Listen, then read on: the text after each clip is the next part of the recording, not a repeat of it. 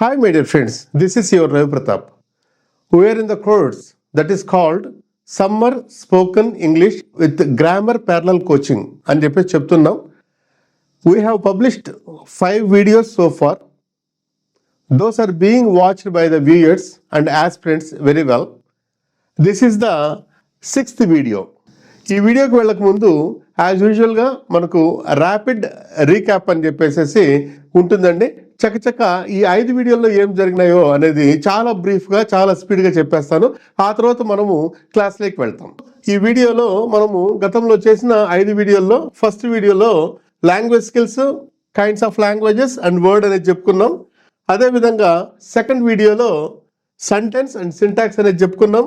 తర్వాత థర్డ్ వీడియోలో kinds of sentences according to nature, kinds of sentences according to structure అనేది చెప్పుకున్నాం. Then in fourth video we have explained parts of speech, that is the main topic. ఈ parts of speech లో sub topics noun, pronoun గురించి చెప్పుకున్నాం, adjective గురించి చెప్పాం. ఆ తర్వాత what is the degrees of కంపారిజన్లో మనం మళ్ళీ వాటి గురించి ఎలాబొరేటెడ్గా చెప్పబోతున్నాం.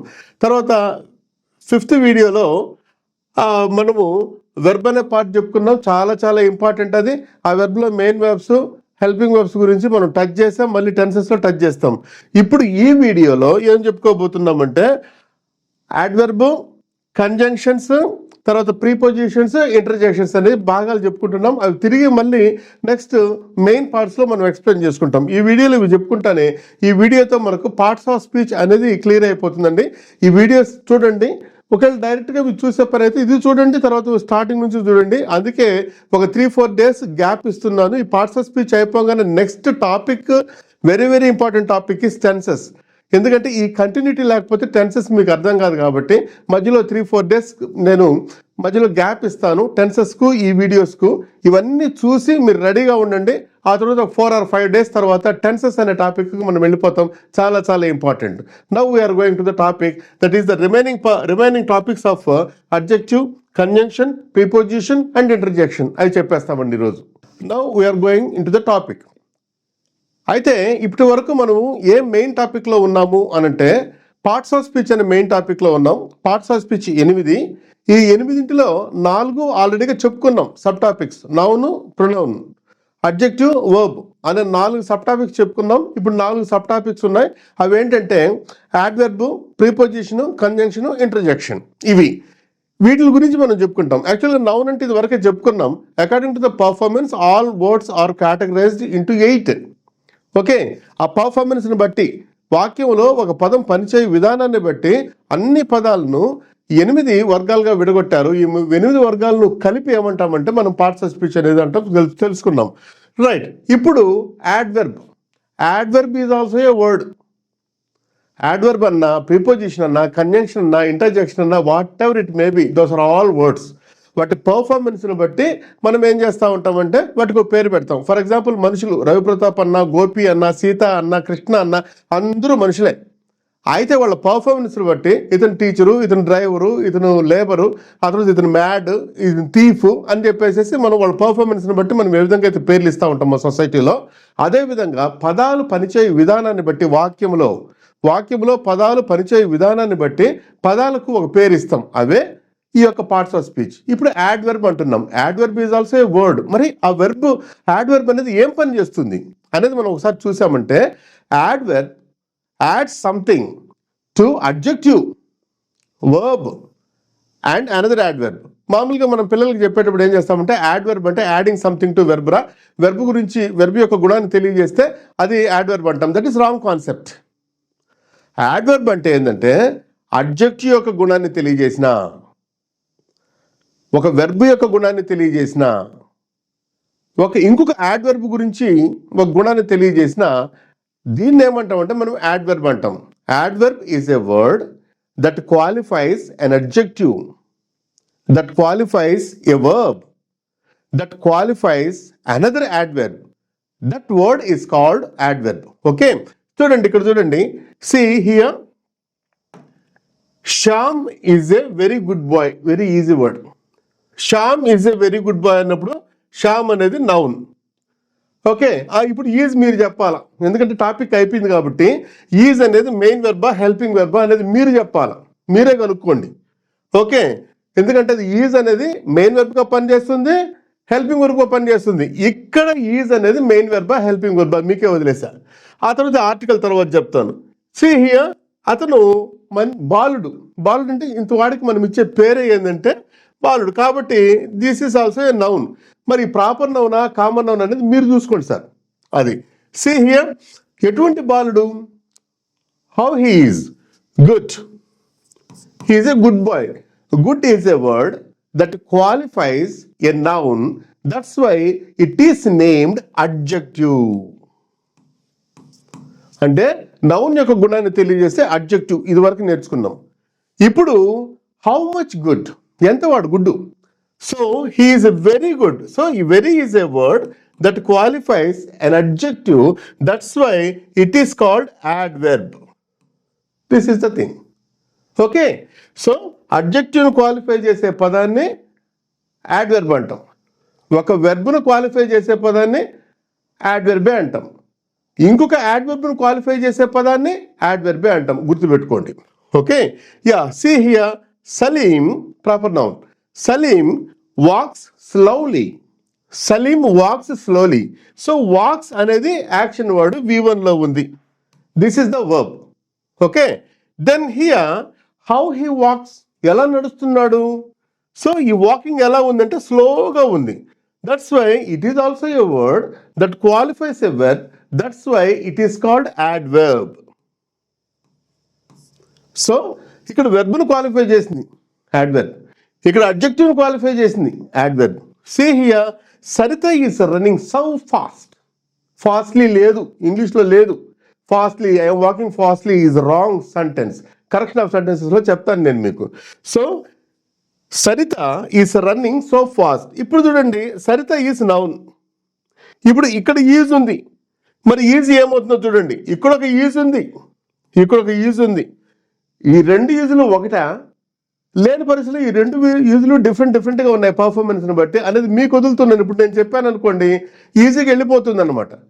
మీరు గత వీడియోలు విన్నారా, అసలు వెర్బ్ పైన గ్రిప్ ఉందా అని తెలిసేదే ఇప్పుడు. ఇది ఈ రెండు ఒకటేనా కాదా, ఈ రెండు ఒకవేళ ఒకటైతే ఎందుకు ఒకటైనాయి, కాదంటే ఎందుకు కాదైనాయి, ఒకవేళ వేరే వేరే అయితే దీని పర్ఫార్మెన్స్ అనేది దీని పర్ఫార్మెన్స్ మీరు చూసుకోండి.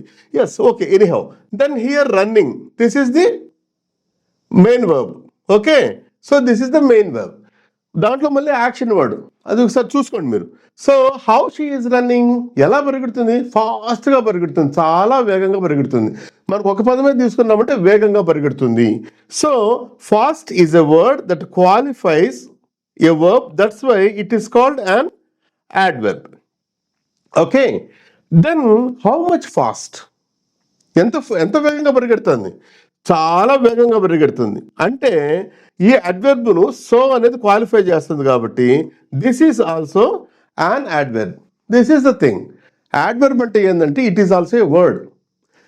ఏ వర్డ్, మరి పర్ఫార్మెన్స్ ఏంటి దాన్ని? వాక్యంలో కానీ స్పీచ్లో కానీ the word that qualifies an adjective, an adverb or a verb. ఈ మూడింటిని దేన్ని క్వాలిఫై చేసినా దాన్ని అడ్జెక్టివ్ అంటాం. That's the thing. Okay, next point is that is conjunction. Conjunction, junctions laga, conjunction. See here, a word that joins two or more words or sentences is called a conjunction. Conjunction ante endi? That is also a word. ఇప్పుడు రవి ప్రతాప్ అంటే ఏంటి? He is a man, he is a human being. Sita ఎవరు? Sita is also a human being. మరి వాళ్ళకి పేర్లు ఎందుకు ఇచ్చాము? వాళ్ళ పర్ఫార్మెన్స్ని బట్టి. అదేవిధంగా కంజంక్షన్ ఈజ్ ఎ వర్డ్. మరి ఆ పదం ఏం పని చేస్తుంది? Conjunction is a word that joins two or more words or two or more sentences is called a conjunction. అంటే రెండు లేక అంతకన్నా ఎక్కువ పదములను కానీ రెండు లేక అంతకన్నా ఎక్కువ వాక్యములను కానీ కలిపే పదాన్ని మనం కంజంక్షన్ అని చెప్పేసి అంటాం. Okay, see here, Ramu and Gopi are friends. మీరు ఈ వాక్యం ఇలా ఇచ్చినప్పుడు కేవలం అండ్ చూసేసి ఇది కంజంక్షన్ లేండి అనుకోకండి. ఇది కంజంక్షన్, ఎందుకంటే it joins two words. That's why. ఆడి వరకు సాటిస్ఫై అయితే మనకు సబ్జెక్ట్ రాదు. రాము ఏంటి, గోపి ఏంటి, ఆర్ ఏంటి, ఫ్రెండ్స్ ఏంటి. మరి ఇక్కడ ఆర్ అని అన్నప్పుడు ఇది మెయిన్ వెర్బ్ అవుతుందా, హెల్పింగ్ వెర్బ్ అవుతుందా అనేది మనం చూసుకోవాలన్నమాట. ఈ విధంగా మనం ఏం చేయాలంటే స్కానింగ్ ఆఫ్ ద సెంటెన్స్. ఇప్పుడు చూడండి, మీకు వాట్ ఈస్ దట్, ఆ కైండ్స్ ఆఫ్ సెంటెన్సెస్ చెప్పాను. Kinds of sentences according to nature చెప్పాను, అకార్డింగ్ టు స్ట్రక్చర్ టచ్ చేసి వదిలాను. According to kinds of sentences ఇదేంటి, అట్లా ఒక వాక్యాన్ని తీసుకొని according to kinds of sentences, according to structure of sentences ఇవన్నీ మనం తీసుకోవాలన్నమాట. అదేవిధంగా పార్ట్స్ ఆఫ్ ఏ సెంటెన్స్ ప్రకారం సబ్జెక్ట్ ఏంటి, ఆబ్జెక్ట్ ఏంటి, సబ్జెక్ట్ ఏంటి, వెర్బ్ ఏంటి, సబ్జెక్టు ప్రిడికేట్ ఏంటి, ఈ విధంగా మనము స్కాన్ చేసుకుంటేనే మీకు సబ్జెక్ట్ పైన గ్రిప్ వస్తుంది. రేపు ఎప్పుడైనా మీరు వేరే వాళ్ళకి చెప్పాలన్నా, ఆ తర్వాత మార్కులు సాధించాలన్నా, ఉద్యోగాలు సాధించాలన్నా, ఎప్పుడైతే ఎవరికైతే సబ్జెక్ట్ పైన గ్రిప్ ఉంటుందో వాడు మాత్రమే సాధించగలడు ఏదైనా కానీ.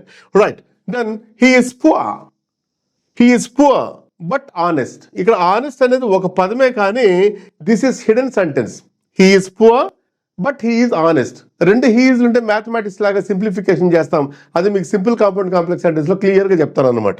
Yes, see here, as I have an urgent work, this is one sentence, then this is one part. ఈ రెండింటిని యాజ్ కలిపింది అనమాట. That's why it is a conjunction. Then he studied well yet he failed. He studied well yet he failed అని అన్నప్పుడు these are the two sentences. Okay, ఈ two సెంటెన్సెస్ను కలిపింది ఏంటంటే Y E T. That's why it is called a conjunction.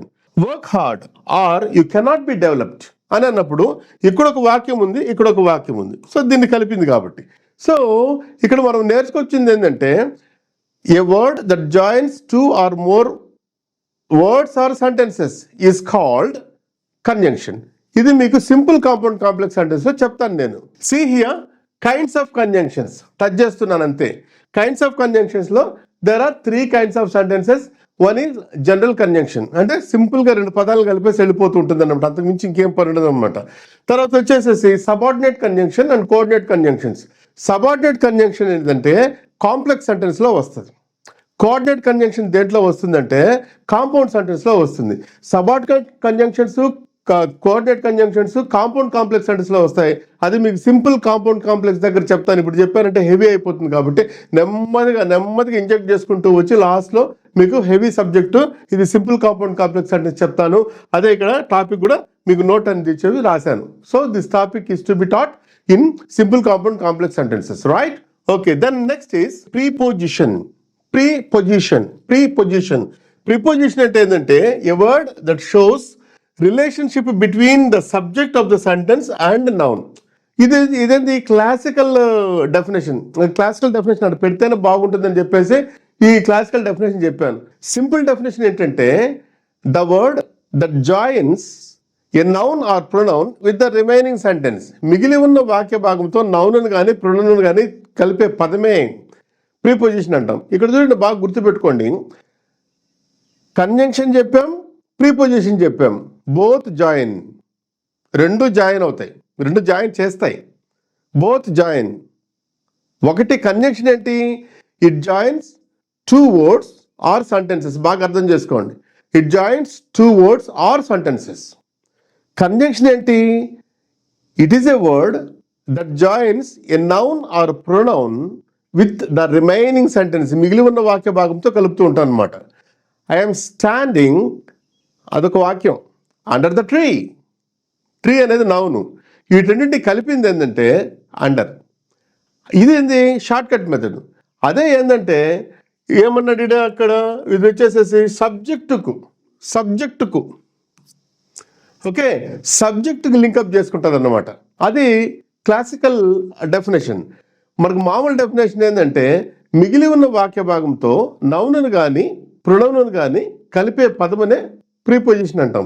ఇక్కడ గుర్తుపెట్టుకోండి, ప్రిపోజిషన్కు కంజంక్షన్కు ఉన్న సారూప్యత అంటే సిమిలారిటీ ఏంటంటే బోత్ జాయిన్.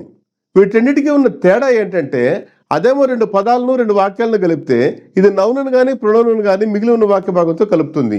అదేవిధంగా అడ్జెక్టివ్, యాడ్వర్బ్, అది కూడా గుర్తుపెట్టుకోండి ఫ్రెండ్స్.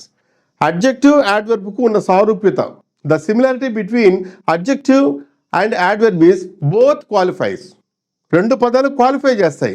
అయితే అడ్జెక్టివ్ నౌనును కానీ ప్రొనౌన్ కానీ క్వాలిఫై చేస్తే యాడ్వర్బ్ అడ్జెక్టివ్ను కానీ వెర్బ్ను కానీ ఇంకొక యాడ్వర్బ్ను కానీ క్వాలిఫై చేస్తూ ఉంటాయి. ఈ విధంగా మనం చిన్న చిన్న సూక్ష్మాలు పట్టామంటే ఇంగ్లీష్ భాష చాలా చాలా సులభం. అది గుర్తుపెట్టుకోండి. Say here there are some examples. Raju is looking at me. Raju is looking at మీ.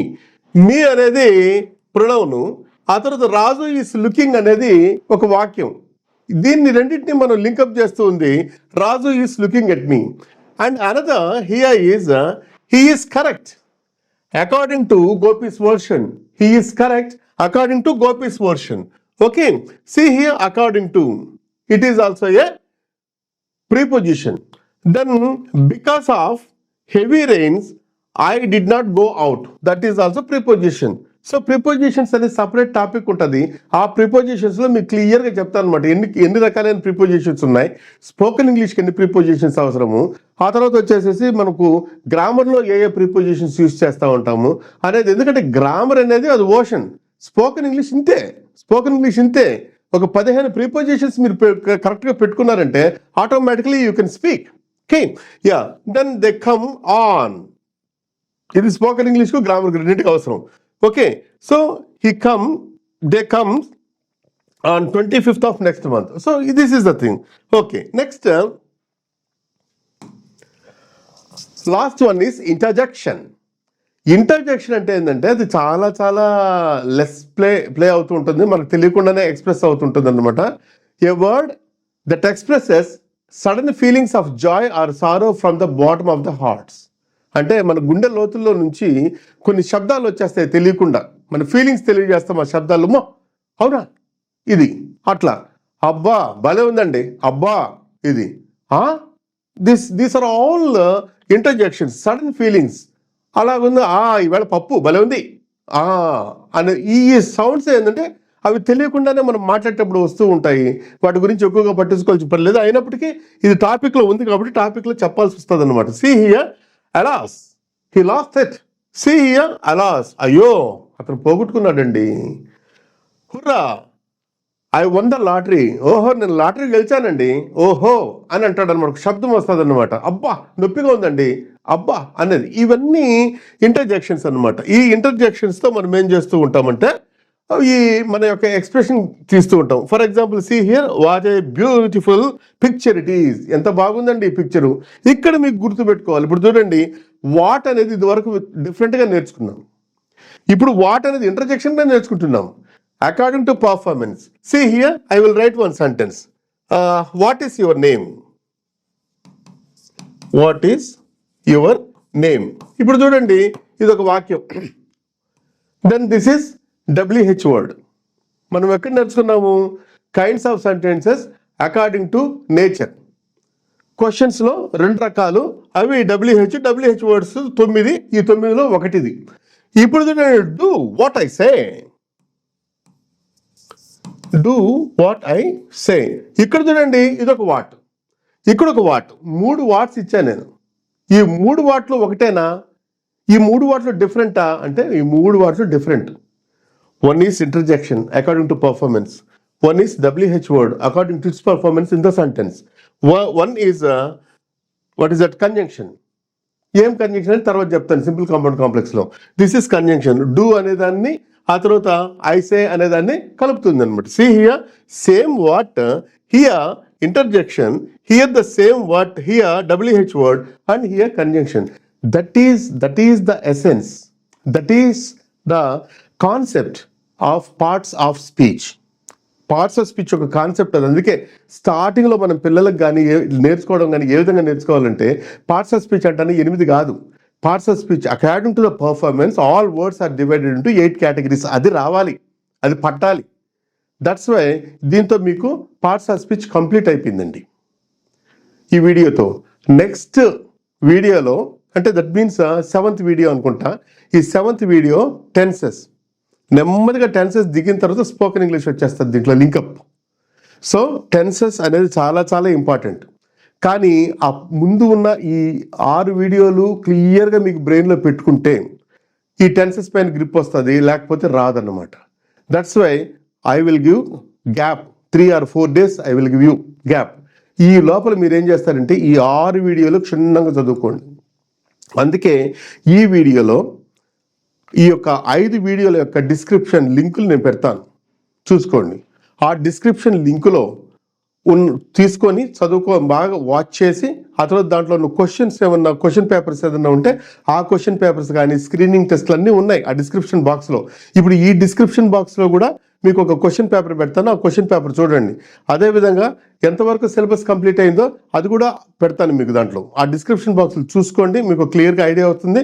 ఈ 5 డేస్లో ప్రతి ఒక్క వ్యూయర్, కొంతమంది చూసేస్తుంటారు ఇవాళకి, కొంతమంది 2 నుంచి చూస్తారు, కొంతమంది 3 నుంచి చూస్తారు. ఏది ఏమైనప్పటికీ కూడా ప్రతి ఒక్క వ్యూయర్ అంటే ఈ వీడియోలు నచ్చిన వాళ్ళు, ఈ వీడియో వల్ల నాకు ప్రయోజనం ఉంది అన్న వాళ్ళు చూస్తూ ఉంటారు కదా, వాళ్ళందరూ ఈ యొక్క 6 వీడియోలు చూసి రెడీగా ఉండండి. ఒక 3 డేస్ తర్వాత మీకు బ్రహ్మాండమైన వీడియో రిలీజ్ అవుతుంది. అది టెన్సెస్, టోటల్ టెన్సెస్ గురించి చెప్తాము. దాంట్లో మీకు 12 యాక్టివ్ వాయిస్ టెన్సెస్ ఏంటి, ప్యాసివ్ వాయిస్ టెన్సెస్ ఏంటి, అసలు టెన్స్ ఏంటి, అసలు సబ్ టెన్సెస్ ఏంటి, వీటిని ఏ విధంగా యూజ్ చేయాలో, మళ్ళీ టెన్సెస్ వాడేటప్పుడు సిచ్యుయేషన్ ఏంటి, సింటాక్స్ ఏంటి, కీవర్డ్స్ ఏంటి, రూల్స్ ఏంటి, ఇవన్నీ క్లారిటీ ఇస్తానండి మీకు. మీరు వీటిని వాడుకోండి. సో ఈ వీడియో మీకు నచ్చినట్లయితే దయచేసి లైక్ చేయండి, షేర్ చేయండి, కామెంట్ చేయండి. ఇంకోటి ఏంటంటే అత్యంత ముఖ్యంగా నేను వినయంగా వేడుకునేది, ఇప్పటి వరకు మీరు నా యొక్క ఛానల్ సబ్స్క్రైబ్ చేసుకోకపోతే దయచేసి సబ్స్క్రైబ్ చేసుకోండి. నా ఛానల్ పేరు ఇంగ్లీష్ విత్ SDRP. పూర్తిగా కొట్టి సెర్చ్ కొట్టండి. అప్పుడు మాత్రమే నా ఛానల్ వస్తుంది అనమాట. లేకపోతే వేరే ఛానల్స్కి వెళ్ళిపోతుంది. మీ యొక్క సబ్స్క్రిప్షన్స్ అంతా వేరే వాళ్ళకి వెళ్ళిపోతాయి, నా సబ్స్క్రిప్షన్స్ వేరే వాళ్ళకి వెళ్ళిపోతాయి. ఆ విధంగా జరిగినాయి కాబట్టి దయచేసి ఇంగ్లీష్ విత్ SDRPని కొట్టండి, సెర్చ్ కొట్టండి, నా ఛానల్ వస్తుంది, సబ్స్క్రైబ్ చేయండి. This is my humble request. Thank you very much.